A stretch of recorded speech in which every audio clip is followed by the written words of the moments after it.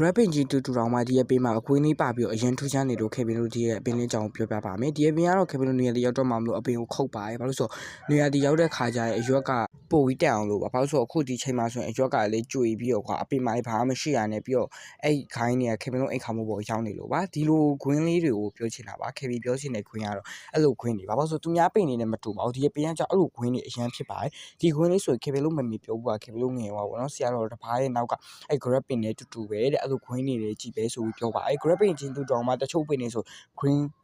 မပါဘူးပေါ့နော်ပြီးတော့ဒီပင်ကတရားနေပြန်ရှင်တယ်လို့အောင်ပြောလို့ရတယ်မြေကြီးပေါ်ဒီတိုင်းလေးပြန်တင်ထားတဲ့ပုံစံမျိုးလေးပေါ့နော်ဘာအမြင့်မှလည်းအရင်တွေ့ထားတာမရှိပါဘူးဒီမှာတေချာလေးပြပြီးထားပါတယ်ဒါတော့ခင်ဗျားတို့သူ့အပင်ကနေခောက်လိုက်ဂိုင်းလေးတွေပါဂိုင်းနေတော့ဒီမှာကြည့်ရတော်တော်ကြီးရပေါ့နော်ဒီပင်ကပြောမှဆိုတေရွယ်ကနေပြန်ရှင်လာလို့ပြောတာအရွက်တွေကတော့ကြီးလိုက်ရက်ဆက်တယ်နော်တော်တော်လေးခုတ်ထားရတယ်ဒီနေရာလေးကတော့ခင်ဗျအပေါ်ကနေရိုက်ထားတာဆိုတော့နည်းနည်းလေးခင်မငြိမ်မယ်လို့တော့ခင်ဗျမထင်ပါဘူးအားကြောင့်မို့သိခံပြီးတော့ဒီနေရာလေးကိုတော့ကြည့်ပေးကြပါလို့ခင်ဗျကိုလို့ပြောပြချင်ပါတယ်ဒီမှာပေါ့နော်ဒီရွက်တွေအကုန်လုံးပြီးရင်ခင်ဗျပြန်သိအောင်ပါပါပြီးရင်တော့ဒီဂိုင်းတွေအကုန်လုံးကိုခင်ဗျလို့ကတနေရာမှာစုပြီးတချို့ဖုံကြောင်နေလူမယ်ပေါ့နော်တွင်းနေပေါ့နော်အဲ့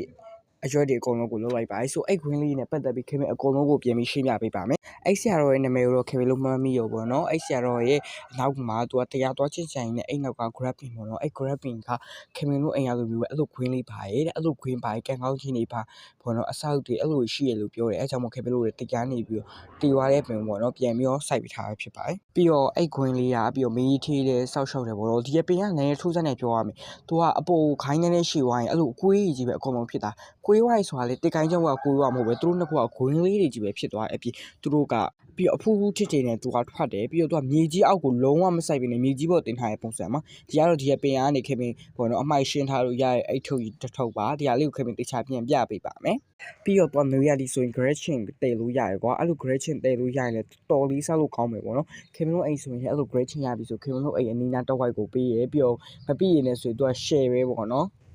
ဒီပင်ကတော့ခင်ဗျလုံးငယ်ကခင်ဗျလုံးမမေအောင်ပြောရပေါ့နော်အပင်အဲ့ပင်ပေါ်တက်တာအရင်မကြိုက်ဘူးလေပြီးတော့အဆောက်ရှိရလားမသိဘူးပေါ့နော်ခင်ဗျအဲ့ဒါတော့သိချာတော့မသိဘူးအဲ့ဒါတော့ခင်ဗျလုံးမမေပြောပြပေးရပါဒီမှာခင်ဗျပြပေးထားပေါ့နော်အဲ့ green လေးဒီချက်ချာလေးအဲ့မှာ green တစ် green အဲ့မှာကွင်းတကွင်းပြနေနေပဲခင်ဗျာမှာတကိုင်းကြောက်တဲ့အကောင်လုံးဟိုဘက်ဘေးကိုရွှေ့လိုက်ရပါတယ်ဒီမှာအများကြီးပဲပေါ့နော်ဒီပင်ကနေဒီလိုမြေကြီးပေါ်ဒီလိုမျိုးတင်ထားတာဆိုရင်တချို့ကမေးလိုက်မယ်ပေါ့နော်